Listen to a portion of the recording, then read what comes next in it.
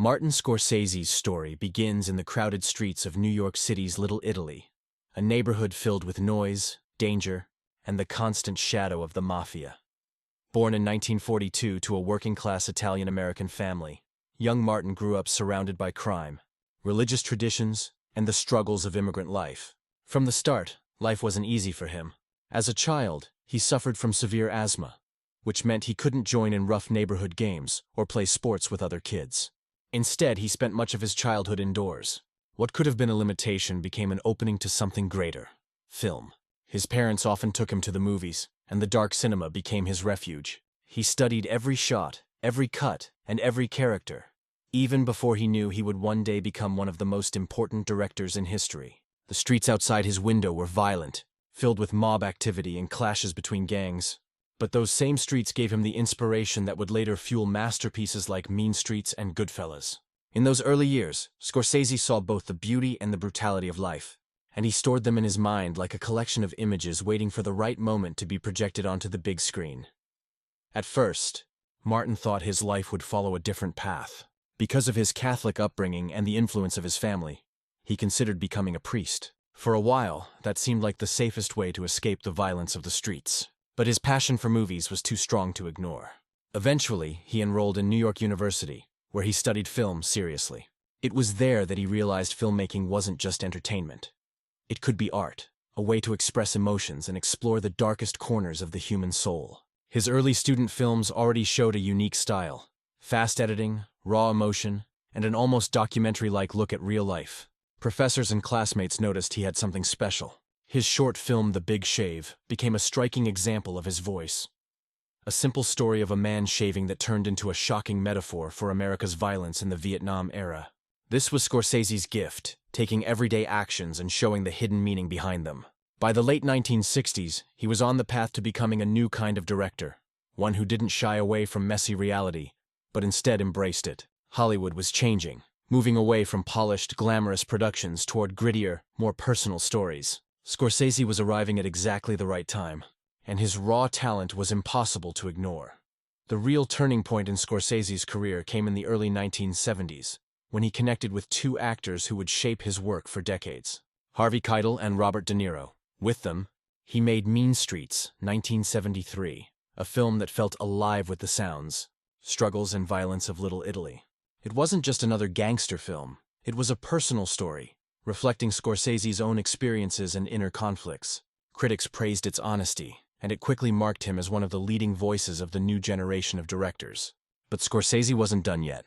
Only 3 years later, he created one of the most unforgettable films in American cinema, Taxi Driver, 1976. With Robert De Niro playing Travis Bickle, a lonely taxi driver drifting through the dark heart of New York, the film shocked audiences. The raw violence, the famous "You Talking to Me" scene, and the disturbing look at urban decay captured America's mood at a time of political scandal and social unrest. Many were horrified, others were amazed, but no one could ignore it. Taxi Driver proved that Scorsese was a filmmaker who could reach deep into society's wounds and hold up a mirror.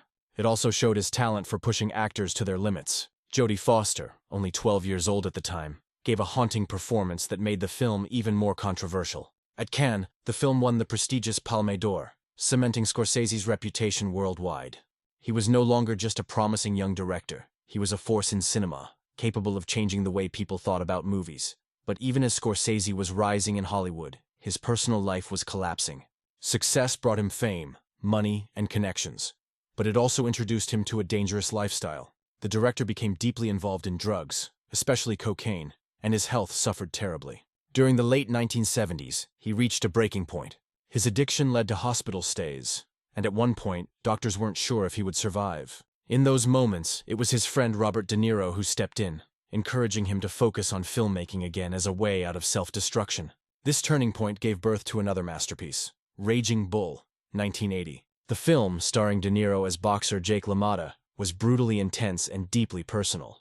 Many critics now consider it one of the greatest films ever made, but at the time, it didn't bring box office success. For Scorsese, though, it was more than a movie. It was survival. Pouring his pain, anger, and struggles into the film allowed him to confront his demons. Slowly, he began to rebuild his life and career. The 1980s were still difficult, with ups and downs, But Scorsese had proven something important. He could fall to the bottom and still climb back up, using film as both art and therapy. That resilience would carry him through the challenges to come, including one of the strangest battles of his career, the fight over gangs of New York, and the hidden cut that no audience was supposed to see. After the struggles of the 1980s, Martin Scorsese returned stronger than ever in 1990 with a film that would become a landmark in crime cinema, Goodfellas. Based on Nicholas Pileggi's book Wise Guy, the film told the story of mobster Henry Hill and his rise and fall within the mafia.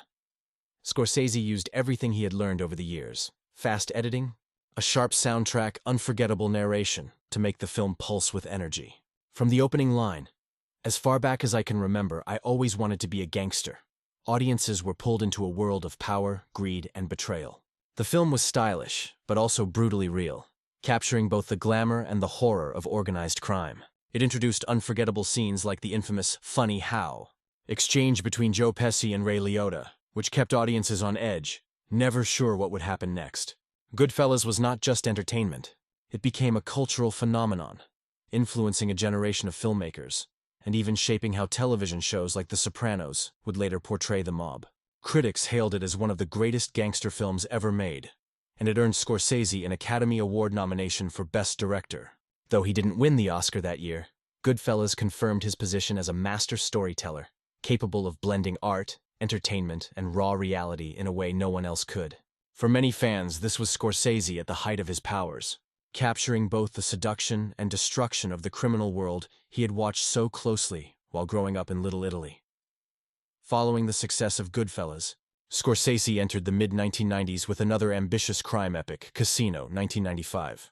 Once again teaming up with Robert De Niro and Joe Pesci, he told the story of greed, power, and betrayal in the glittering world of Las Vegas casinos. While some critics saw it as too similar to Goodfellas, others recognized it as a deeper exploration of corruption, showing how money and ambition could destroy even the most carefully built empires. Sharon Stone's performance as Ginger, a woman torn between love and survival, earned her an Academy Award nomination and added emotional weight to the brutal narrative. Beyond Casino, Scorsese continued to experiment with different genres. From religious drama in The Last Temptation of Christ, 1988, released after long delays due to protests, to period romance in The Age of Innocence, 1993. This showed his range. He wasn't just a crime director, but an artist who could adapt his vision to many different stories. Still, challenges followed him. Despite critical success, Scorsese often found himself battling studios, censors, and powerful figures who didn't share his vision. This tension would reach its peak in the early 2000s, when Scorsese decided to make Gangs of New York, a passion project he had dreamed about for decades. It was meant to be his ultimate historical epic, blending his love for New York's history with his cinematic style. But the making of this film would become one of the greatest struggles of his career, thanks to a clash with one of Hollywood's most feared producers, Harvey Weinstein. Scorsese had been developing Gangs of New York since the late 1970s.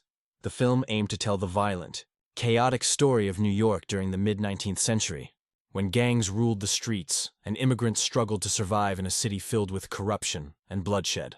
By the time cameras finally rolled in the early 2000s, Scorsese had a massive vision. An epic running nearly 4 hours long, with grand sets, violent battles, and deep character arcs.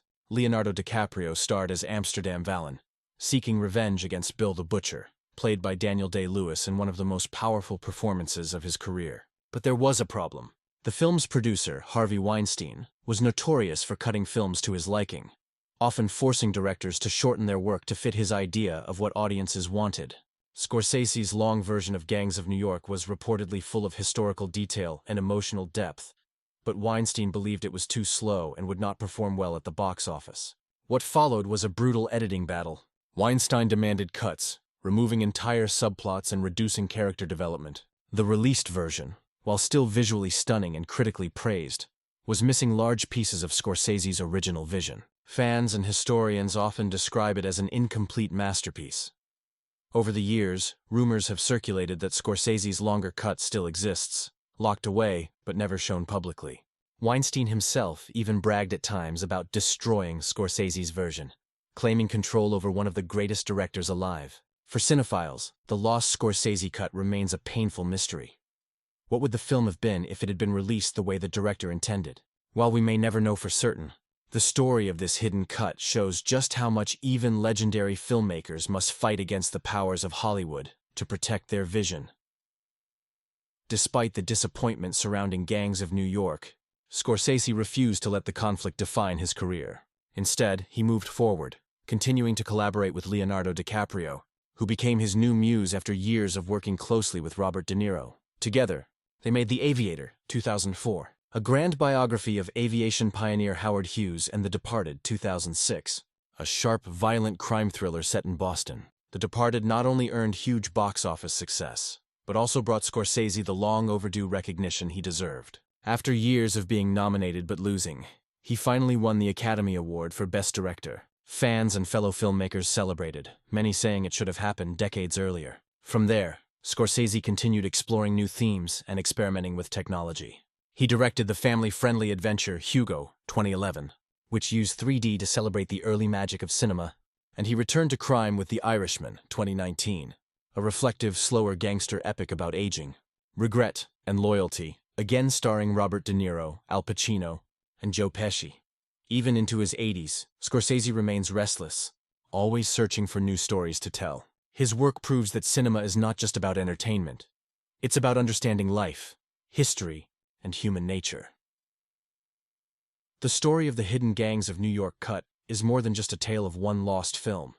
It's a symbol of the ongoing struggle between art and commerce in Hollywood. Scorsese represents the artist who dreams big, who sees cinema as a way to tell the truth, even when that truth is messy or uncomfortable. Weinstein represented the business side, focused on profits and awards, sometimes at the cost of the director's vision. While the two clashed bitterly, Scorsese's career shows that true artistry cannot be destroyed. Even when his films were cut, censored, or ignored, his influence only grew. Today, he is recognized not just as a filmmaker, but as a protector of cinema itself, founding organizations to preserve old films and mentoring younger directors who look to him for guidance. The lost cut of Gangs of New York may never surface, but perhaps that is part of Scorsese's myth.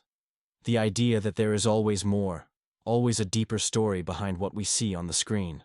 His legacy is not just in the films he made, but in the passion he inspired in audiences and filmmakers alike. For more than half a century, Scorsese has shown that cinema is alive, powerful, and endlessly important. And even if we never see the version of Gangs of New York he dreamed of, we can still feel the weight of his vision in every frame of the movies he did complete.